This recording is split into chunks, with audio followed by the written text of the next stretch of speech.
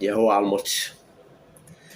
مباراة تعب أعصاب، تعب أعصاب، والنهائي رقم 18 والبطولة رقم 15 خلاص يعني بتتجهز كده. مباراة كويسة، مباراة يعني معلش جمهور الغريم سهرناكوا على الفاضي يعني الحمد لله. تعالى بقى نرجع نتكلم بقى ايه في الدوري بتاعنا والكلام بتاعنا. والله انا عارف الواحد يجي يقول لك يعني انت بعد ما تتكلم على ريال مدريد وماتش دوري الابطال وتتفرج عليها وما اعرفش ايه ومتعه وراحه وجايه وماتش كان الريال خلاص هيطلع بره البطوله في ثانيه، يوم راجع تاني البطوله. انا حاسس اللي هي الفم حاجه الجزء الثاني، دي الفم حاجه الجزء الثاني، نفس السيناريو بتاع ماتش السيتي. لكن هي دي الكوره، هي دي الكوره، وهي دي شخصيه ريال مدريد، وهي دي شخصيه البطل. هو فعلا دي شخصيه بطل بكبرياء، بطل بفرقه يعني ما بتشبعش بطولات. هي فرقه ما بتشبعش بطولات. ياخد الدوري من 3 ايام، ياخد دوري الابطال الموسم اللي قبل اللي فات، ياخد كاس في بدايه الموسم. هي فرقه ما بتشبعش بطولات، يعني لو كل يوم بتاخد بطوله ما عندهاش مانع.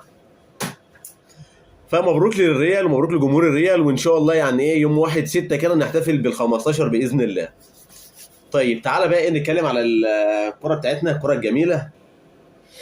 النهارده ان شاء الله، النهارده اتفرجنا على تمرينه للنادي الاهلي استعدادا لمباراه البلديه يوم السبت. النادي الاهلي بكره يختتم التدريبات ان شاء الله، وهيطلع على المحل عشان يعمل فيها معسكر يوم الجمعه، والمباراه هتبقى يوم السبت. طيب طبعا النهارده اتفرجنا على تأبين لحفل التأبين لتمثال الراحل الكابتن العمري فاروق، بمشاركة الكابتن محمود الخطيب وبعض من أعضاء المجلس الإدارة وبعض اللاعبين أهل كابتن العمري فاروق. كانت لفتة حلوة وتمثال يعني رحم الله الكابتن العمري فاروق.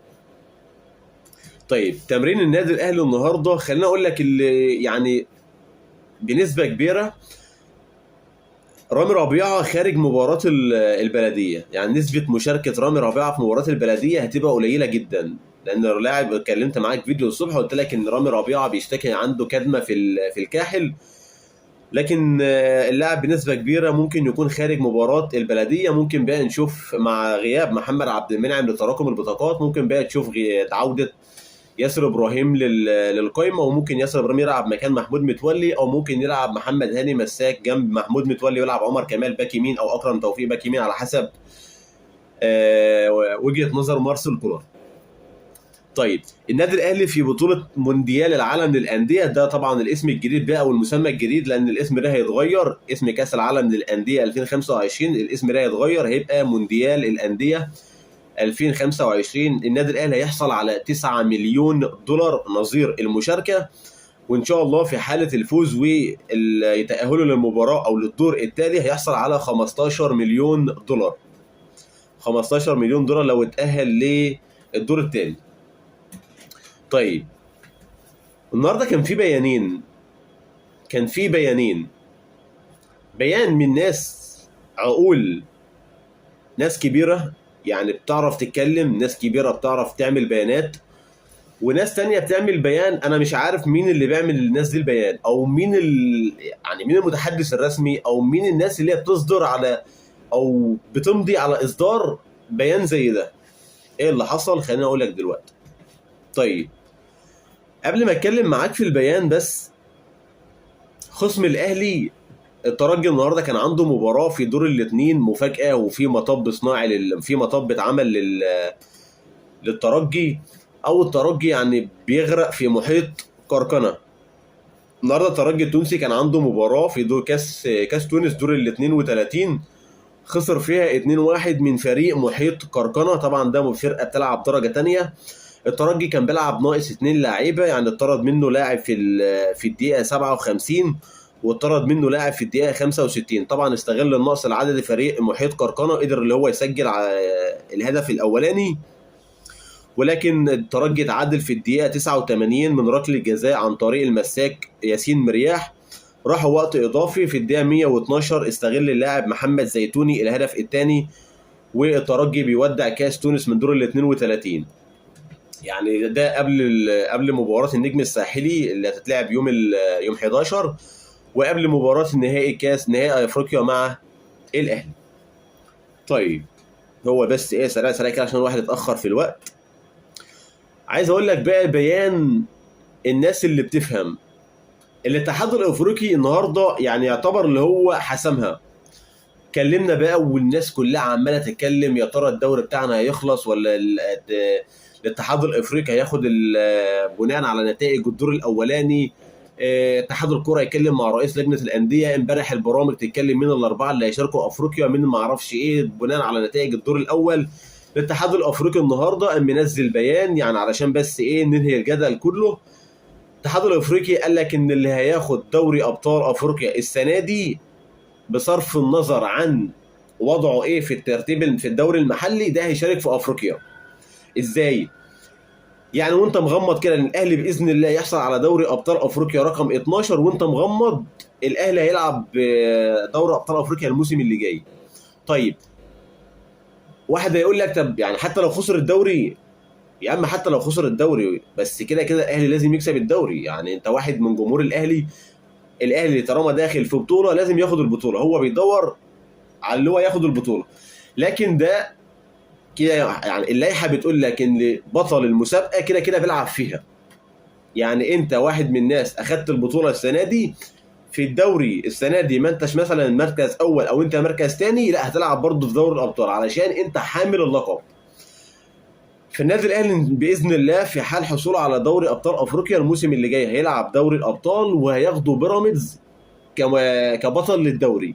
طبعا دي فيها صعقه لجمهور الزمالك. فالاتحاد الافريقي طلع وحسم البيان، نادي الاهلي او الترجي يعني النادي الاهلي باذن الله يكسب البطوله يلعب دوري ابطال افريقيا. طيب تعالى بقى اتكلم معاك في البيان. بجد والله انا مش عارف بيان الزمالك يا جماعه، انتوا مين اللي بيعمل البيان؟ انتوا مين اللي بيعمل البيان ده؟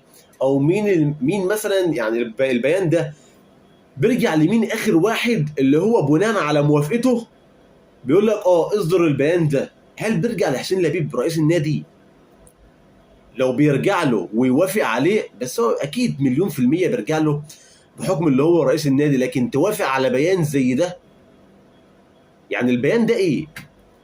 يعني لما تلاقي بيان الزمالك كل الاحتجاج بتاع الزمالك اللي ازاي اللي انت بتخليني العب مباراه طاقم التحكيم اللي على الفار في مباراه الذهاب تونسي وهو هيثم كيرات، ده حكم الفار مباراه الذهاب في تونس، حكم تونسي قصدي مباراه الذهاب في المغرب، ومباراه العوده واحد تونسي برضه خليل حساني، ده حكم تونسي على الفار في مباراه الذهاب وده حكم تونسي على الفار في مباراه العوده.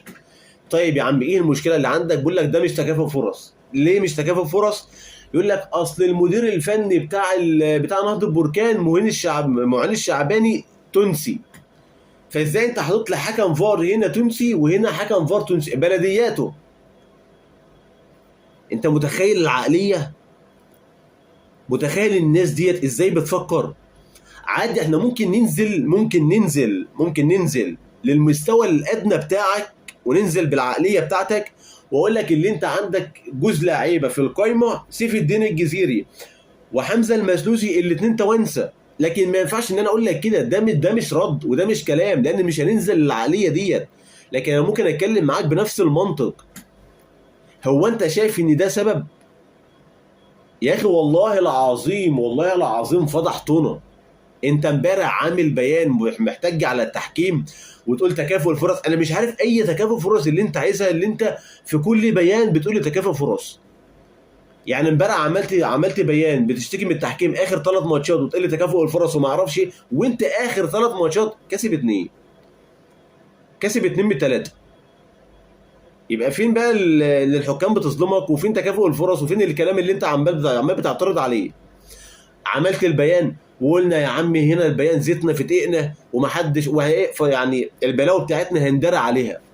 لكن تطلع النهارده تعمل بيان للاتحاد الافريقي اصل انت عامل حكام الفار هنا تونسي وهنا تونسي، والخصم اللي انا هلعبه المدرب بتاع تونسي، والله فضحتونا. طب بالله عليك انت الناس ديت تقول علينا ايه؟ الناس دي تقول علينا اي عقل احنا بنفكر فيه؟ يعني راح اقول للاتحاد الافريقي لا والله معلش اصل انا مش هلعب الماتش ده، اصل الحكم اللي انت حاطه نفس الجنسيه بتاع الحكم بتاع المدرب اللي انا هلعبه. طبعا ولا الاتحاد الافريقي رفض من غير ما يبص اصلا على من غير حتى ما يعملوا مناقشه في البيان. هو رفض. هو رفض. ما ينفعش ان انا ارد على كلام زي ده.